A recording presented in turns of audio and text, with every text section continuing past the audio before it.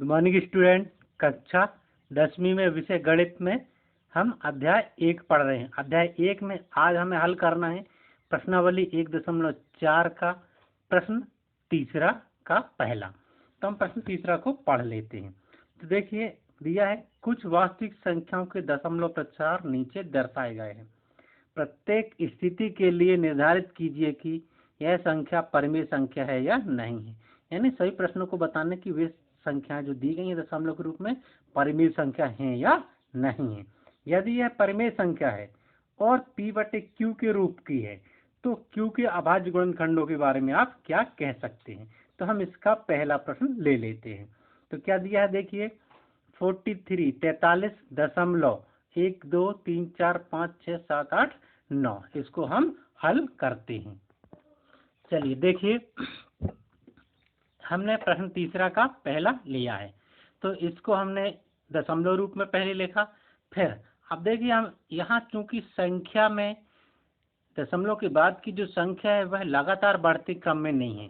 यहाँ 9 अंक के पश्चात वह स्थायी हो जाती है, यानी उसके बाद वह संख्या बढ़ती नहीं है। ठीक, तो हम इसको दशमलव तोड़ लेते हैं। तो दशमलव तोड़ने के लिए क्या क्या किया जाता है, दशमलव यानी ये पूरी संख्या जो होती है उसे हर अंश में लिख दिया जाता है दशमलव को छोड़ करके। देख, फिर हर में हम क्या लिखते हैं, दशमलव के स्थान पर 1 लिखते हैं और दशमलव के बाद कितने अंक है देखिए, 1 2 3 4 5 6 7 8 9 9 अंक है तो उतने शून्य लगा देते हैं। तो यहाँ हमने कितने शून्य लगा दिए, 9 शून्य लगा दिए।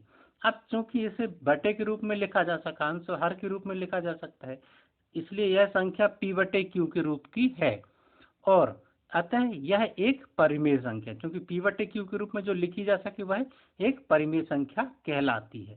ठीक, अब हम इसका हर देख लेते हैं, क्योंकि हमें प्रश्न में हर के बारे में भी पूछा गया था कि हर के बारे में क्या बता सकते हैं आप। ठीक है, तो इसका हर Q यानी ये Q कितना है, 1 के बाद 9 शून्य है ना, इतना इसका हर है।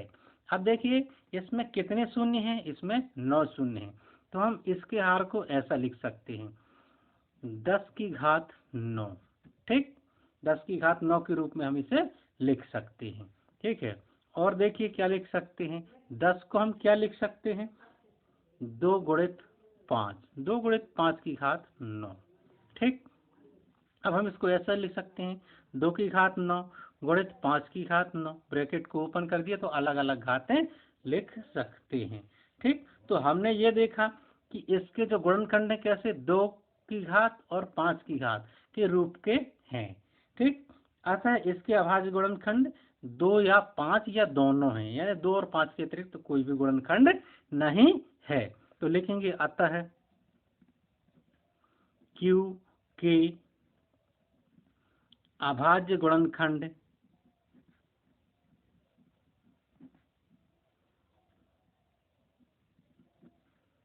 2 या 5 हैं या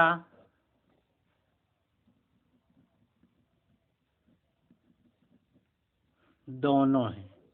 ठीक, तो हमने इसके अभाज्य गुणनखंडों के बारे में भी बता दिया कि ये किस प्रकार के हैं। तो इसे आपको अपनी कॉपी में नोट करके लिख लेना है। तो इस प्रकार से हमने पहला प्रश्न किया, इसके बाकी शेष 2 प्रश्नों को आपको स्वयं हल करना है और इस प्रकार से अध्याय 1 समाप्त हुआ। अध्याय 1 की पूरी लिखाई करके आपको कर लेना है अपनी फेयर कॉपी में और हम आपको फ़ोन करके बुलाएंगे तो आपको कॉपी चेक कराना है। ठीक है, तो आज का टॉपिक यहीं समाप्त हुआ। Thank you.